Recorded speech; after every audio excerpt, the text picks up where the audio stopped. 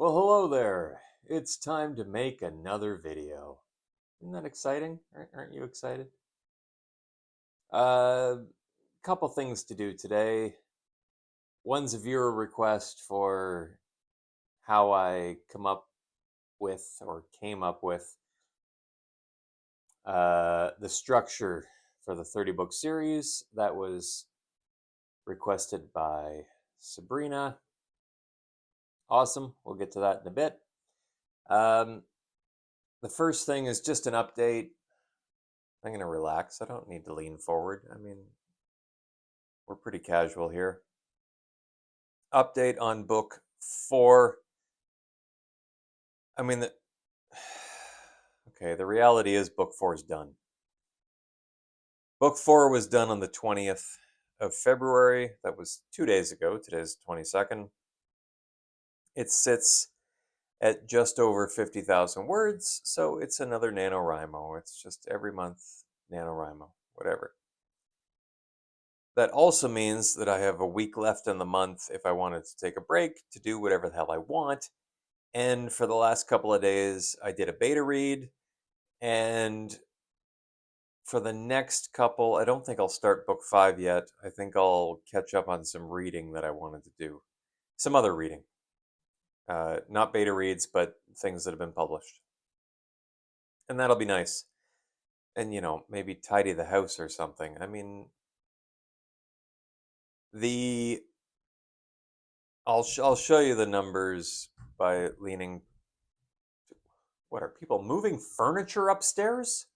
Why does everyone sound like an elephant? Anyway, I'll move to the side so you can see Vanna White. The numbers from February, if you want to see what the ebbs and flows were. The average, according to Scrivener, was 2,382 words per day. I wrote every single day. It was a hell of a time, February. Pretty well 6 hours a day, every day during the week. And then on the weekends, I would write for anywhere between 10 and 14 hours because that's what I do. When you're really interested in your story and you just want to stay in it, that's what you do. You just keep writing. So says me. You can do whatever you want. Okay, that's the end of the book 4 update. It is done. Book 5, again, I said last video or some video, I don't remember, that it's white space where Miles will be stuck in a white room, and it's a joke against myself again for not being able to describe anything, so now there won't be anything to describe.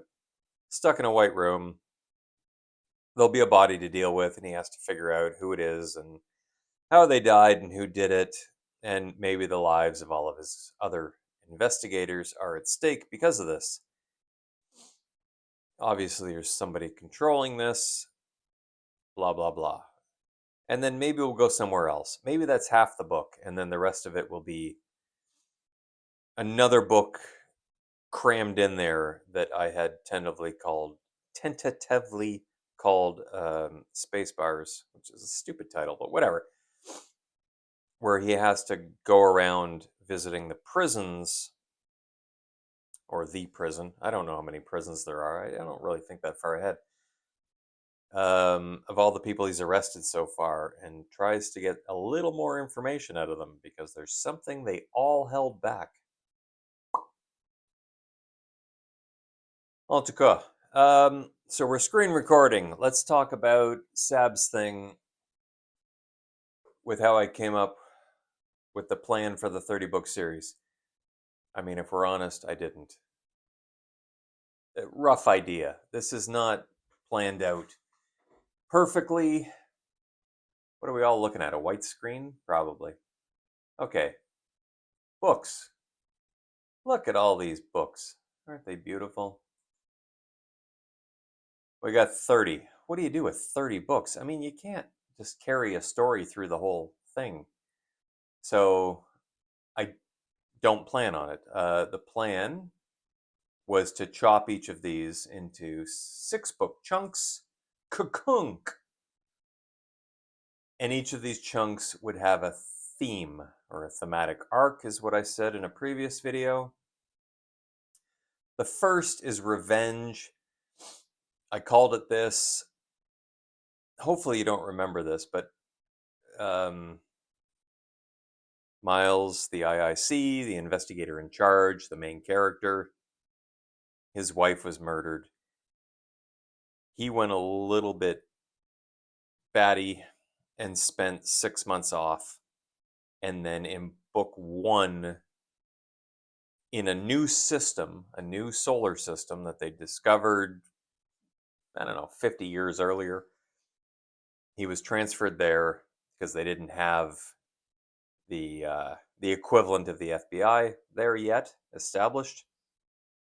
He was transferred there 6 months after he sort of went off, which is probably a year from when his wife was actually murdered. He is in charge of setting up a new team, and he decides, even though he's not allowed to investigate his wife's murder. There's a tiny bit of that in each book in the revenge arc. It's not him getting revenge, it's someone else. And then by book 6, we figure out who killed Miles's wife and why they did it and blah, blah, blah. The next chunk is called The Void. The Void is my equivalent of, what's it called? The dark web. Vert is virtual reality, and basically everyone uses that to forget the fact that they're in these incredibly small cabins living their lives, unless they're going to work or whatever. Anyway, the Void is like the dark side of Vert. And there's a whole 6-book series dealing with the people who are part of the Void and encouraging other people to do bad things. Then we get into the Church of the Universal Blaze arc, which is, and I apologize if you're religious, this is a cultist kind of arc. And these people come into the system. It's called Paradise System, where Miles and his team are. I think it's I don't actually know why they're there yet. I have to come up with it, but the theory is because they want to colonize the main planet, which is inhabitable. The only inhabitable planet that they've come across after exploring, I think it's 4 other systems. And these people think that they're entitled to that without having to go through the whole government thing. So they're on a ship and it takes like a year to get here because it's an older ship. And this whole arc has to do with these people being in the system. The next one is called Natural Resources. And this is the idea that the planet Paradise was supposed to be untouched. And all the planets in the system, untouched resource-wise, so that they didn't ruin the ecology or whatever. Well, only the one planet has like animals and life on it. Natural Resources deals with the reality that sometimes you need things to power your society. And the last one, the fifth one, is called, I just called it Duty right now. We'll get into that later. It's more political, it's more the people who actually run everything. It's more Zach. The fifth one is Zach, which I'll get into. But every single one of these books is a standalone murder mystery. You could read them in any order, really, because there's so little of the arc in each one that you could comfortably jump between each one and just go, oh, that was a cool little murder mystery. But there's a little bit of this overarching theme in each one that carries you through. And then the last book of each one, yes, it's still a standalone murder mystery, but it'll resolve the arc. And then that's plot arcs. We have character arcs, which I have to click on. Okay. Each one has a particular main character that it pertains to or involves the most. The first one has Miles the most because someone's getting revenge against Miles. The Void will deal with Marjorie and her backstory and blah, blah, blah. Church of the Universal Blaze will deal with Barbara. Barbara's not yet in Revenge, she's not a main character. She is someone that Miles, she's sort of sweet on him. He's a little bit sweet on her, but they're like leaving each other to do their thing in the first one because he's still getting over the death of his wife, and he's trying to solve her murder. He's not really out chasing skirt, but that develops a little bit over time because he does solve that. And then Barbara's involved heavily in the Church of the Universal Blaze. And then we have Natural Resources will be Candace, mostly because she was born and raised on the farm band, which is as natural as I can get in space. And Zach is part of the Duty. And then I created a lovely little colorful thing here with the character development. Each of these little bumps is like, it's not necessarily an arc, even though it looks like it. It's just how much we go into character development in each book. Miles has quite a bit, a little bit less in the middle of the Barbara story for some reason I can't fathom at the moment, and then a lot in the last book. The same, he's got a lot in the last book of Natural Resources and a lot in the last book of Duty. It sort of ramps up. Tanner was our deputy IIC for the first two books, so he's in there. And he comes back a bit for the sixth. Because I said so, even though people didn't like Tanner. Tanner comes back. He helps out. Marjorie is our new deputy IIC. After Tanner left, she, I think in book 4, ends up being the deputy IIC. She doesn't have much like character stuff going on until book 4. And then in books 7 through 12, she gets a lot, blah, blah, blah. I mean, you can see the pictures, right? And then she gets a bit at the end. Barbara kind of doesn't have much during the first chunk. I mean, she's got a bit in the first because she's the one that discovered the body in the first book with her daughter, Janie. And then she's got some bumps, and then she's big on the Barbara one, Church of the Universal Blaze, and she calms down a bit. Candace goes bumpity bump, bumpity bump, bumpity bump. She's big on natural resources, and she's big on duty. So she comes back. Zach is just crazy. Zach's all over the place. He's got little bits everywhere, but obviously a lot in the last one. a duty.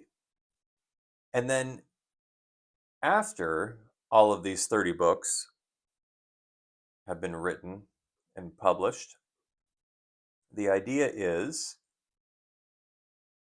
this whole 30 book series is actually just Act 1 for a completely different series, which is not murder mystery, but is in fact a space adventure series starring one, two, or all of the characters, where they do something else. So that's that. That's the little graphic-y thing that I threw together for Sabrina. It's perhaps, Sabrina, not as detailed as you would like, and I understand that, but that's because I'm winging it. I came up with the 30 book number rather arbitrarily based on the fact that Agatha Christie wrote 33 Hercule Poirot novels, and I thought, okay, I don't like the number 33. Let's go with 30. That sounds more even. And if she could do that, I can do this. Not as well, obviously. I mean, she's very well known and very skilled. I'm still learning as I write all this stuff. I mean, I've written the 4 books so far. We got a couple more to go for the first chunk. I think they're okay. I've very much enjoyed writing them. There was a little hiccup in the middle of book 4 where I wasn't really sure where we were going, but that's the way of, I suppose you would call it plantsing, because there's a structure, but I don't know what's happening. So it's whatever. I think it's funny, I was thinking about this the other day. If I was to outline a book, which I did for the first book, but outlining is like sitting there and coming up with the ideas and writing them down and working it out so that everything makes sense. Or you could write it. I already know who my characters are. This is specific to me and the thing I'm doing with this stupidly long series. Characters that are recurrent or recurring, whatever the word is, throughout the thing. All I have to do is present them with a body and a setting. And I'm kind of like outlining and writing at the same time. I mean, it's just, I don't need to outline it. I don't think. And was that too long a pause? Tough. We're going to keep going. Um, yes, there was that hiccup in the middle of book 4, but the next day I was able to fight through that and using what did I call it? Cognitive incubation. I let my mind work on that, and we got through it. So I don't know that there's a purpose the way that I do things in outlining. If I were to create an entirely new thing, a standalone, I mean, they're all kind of standalone, but kind of linked. If I were to, like, let's say tomorrow I decide I want to write a fantasy series, God help me, and all of you. If I were to write a fantasy series, I would probably outline that whole thing, like book 1 of that. I would outline it all because I'd have no idea who my characters were, what their backstories were, where we were going, what the plot was, um, hitting the beats, and all that stuff. I do know that in this, so I don't really have to plot that stuff out. As far as all the 30 books go in the graphic thing that I just showed you, The ideas exist for each one of these books, not in order, just there's a bucket of ideas that I can pluck from. And if I come up with new ideas, so be it. And if the thematic arc changes for the, I don't know, fourth chunk of six, well, so be it. Like, I'm not tied down to anything. It's not so tight. And the reason that it's not so tight is that every single book is standalone. There's just something happening in the background that links them thematically. I believe that that's all I have to say about that. Except for the song. I didn't write a whole song for book four, but there's a little bit of a song. Maybe we'll just say goodbye and I'll like bleep with the bars and tone and you can hear me butcher that because I can't sing. So if you don't want to hear me sing, then don't stick around for that. 3 new subscribers. Awesome-o. Thank you very much. If anyone else would like to subscribe, you're watching this now and you aren't, come on. What are you waiting for? It doesn't do any harm. Like, what am I going to do to you? I'm not going to flood your inbox or whatever it is. What's it called? Whatever, homepage or whatever the hell YouTube calls it. I'm not going to flood it with videos. I mean, I do one every week or two. That's about it. And it's mostly innocuous. So, thank you, everyone, for watching. Love you a lot. And we'll see you next time. Bye. I need a sip of my coffee. Hold on, that was 23 minutes. Jesus, I can talk.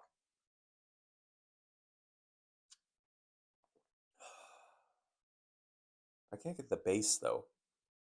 I need to be sick for the bass to really work. I sound like Leonard Cohen.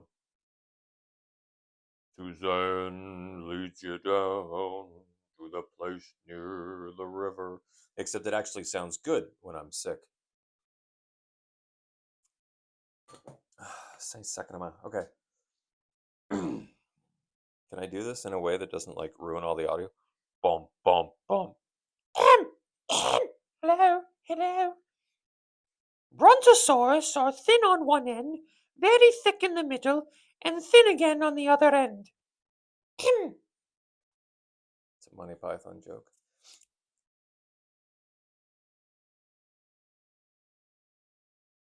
All you astronaut motherfuckers get down to the space base, space base, space base, space base.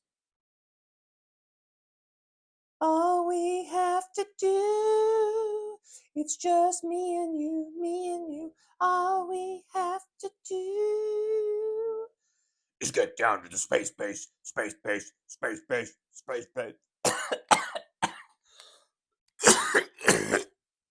Jesus Christ. That was awful.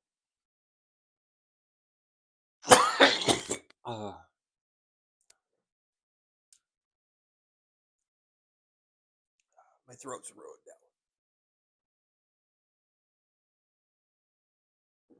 now. Ugh, Christ.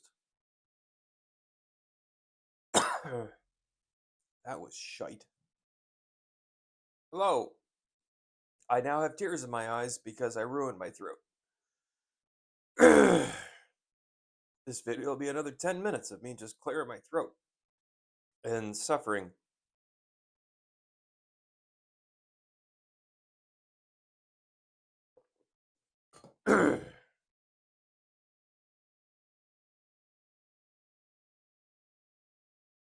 Yeah, I don't know if I used that previous part or not where I like blew out my throat and like brought myself to tears, but Christ. Oh, you astronauty motherfuckers get down to the space base, space base, space base, space base.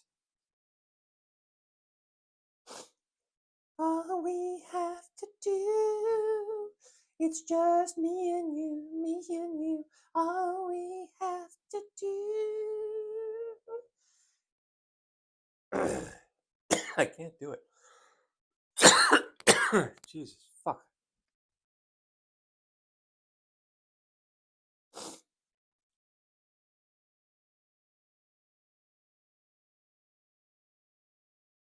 Okay, if my eyes look glassy, it's because I blew up my throat twice now trying to do this. Well, you astronauty motherfuckers, get down to the space base, space base, space base, space base. All we have to do, it's just me and you, me and you. All we have to do Is get down to the space base, space base, space base, space base. See, and the idea is there's quite a bit of bass, and if you were to see the words written, it would be BASS and then BASE, and it's incredibly clever. So, thank you very much for watching this absolute nonsense. I will see you in future videos.